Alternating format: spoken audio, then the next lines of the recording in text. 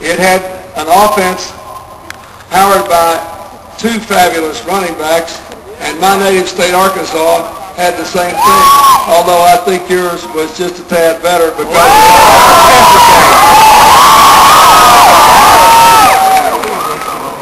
folks, that football game reminded me of an old saying. When someone says you can't win, it's because they know you can.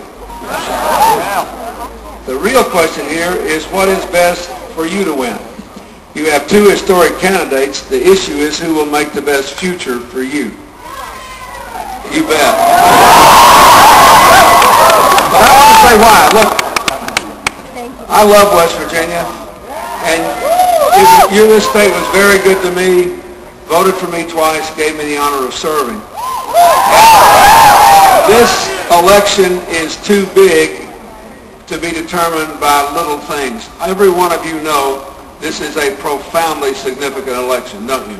And we have two major problems. First, we have to restore a sense of shared prosperity in America, a sense of shared opportunities and shared responsibilities, and make the economy work for ordinary people again, rebuild the middle class, give poor people a chance to work their way into it again, and make sure that the future is reclaimed for your generation. That's the first big challenge. The second is we have to restore America's standing in the world as a trusted leader for peace.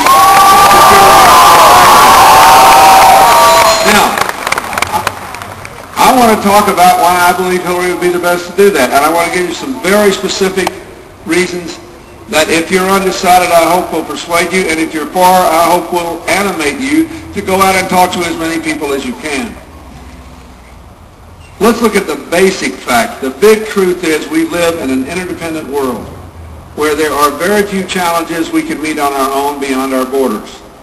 You can't solve global warming alone. You can't solve terrorism alone. You can't solve the spread of nuclear, chemical, and biological materials alone, or narco-trafficking, or organized crime, or any other major issue. So we live in a world where we are forced to cooperate whenever we can. So America's out of position in this world because the world thinks we have told them for 7 years, we want one set of rules for us and another set for everybody else.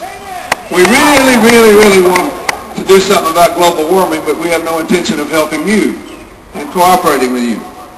We certainly don't want Iran or any other country to develop a nuclear weapon, but we insist on being the only country ever to withdraw from the Comprehensive Nuclear Test Ban Treaty and spend 5 years trying to develop 2 new nuclear weapons.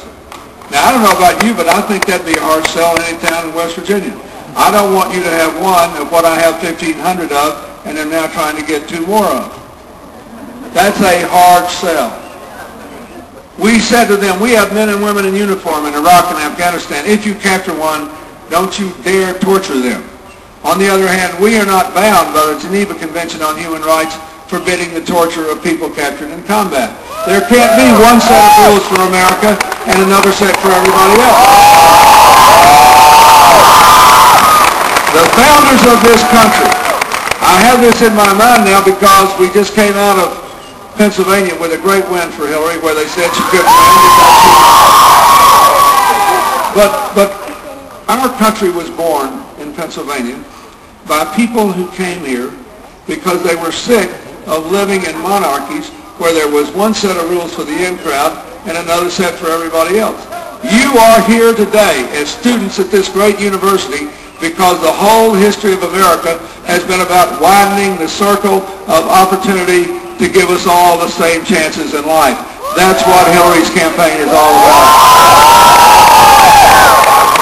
She thinks we ought to be like we are today. Here we are, without regard to race, our family income, our religion, men and women together, even some people who aren't young in this crowd. Old, young, in between, and then those of us who wish we were still in between. She believes we should go forward together, that America only works when it's a country where we all live under the same set of rules and we all have the same set of chances, and we are a very long way from that today in our relationships with the rest of the world and where we are at home.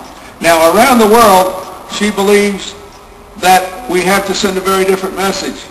She wants to say to the world, America is back. We are back in the cooperation business. We will work with you whenever we can and act alone only when we have to, not the other way around, because we know we have to solve these problems together. We will have diplomacy with friend and foe alike whenever we can, and use military force only as an absolute last resort, not the other way. And she strongly believes that the next president must begin a deliberate, unbending withdrawal of our troops from the combat in Iraq. She believes that for 3 reasons, and one of them is not